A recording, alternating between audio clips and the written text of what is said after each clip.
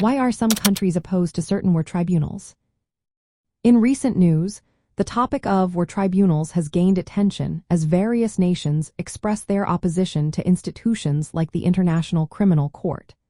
This is a pressing issue as countries grapple with the implications of international humanitarian law and the protection of civilians during conflicts. Many viewers might be wondering why some nations resist these judicial bodies.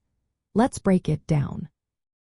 One major reason for opposition is concerns about sovereignty. Countries like the United States argue that the International Criminal Court threatens their national authority.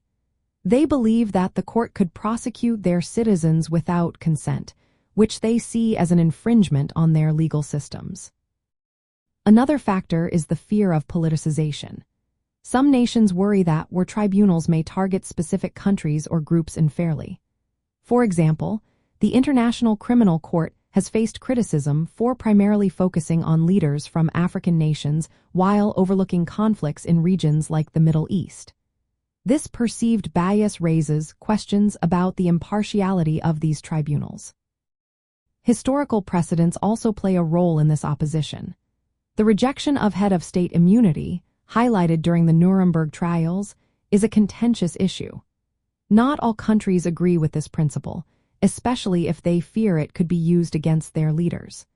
This concern leads to skepticism about whether these courts genuinely pursue justice or merely target political adversaries. Legal and practical challenges further complicate the effectiveness of war tribunals.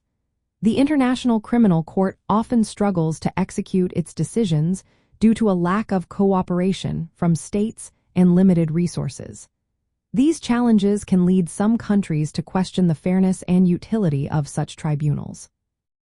Lastly, while the protection of civilians is a key aspect of international humanitarian law, some nations may oppose tribunals if they believe these institutions do not adequately address the root causes of conflicts.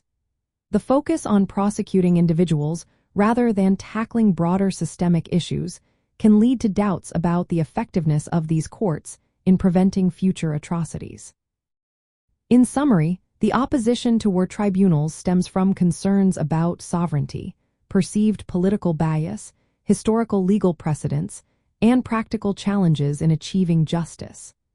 These factors highlight the ongoing debates surrounding international humanitarian law and the protection of civilians in times of war.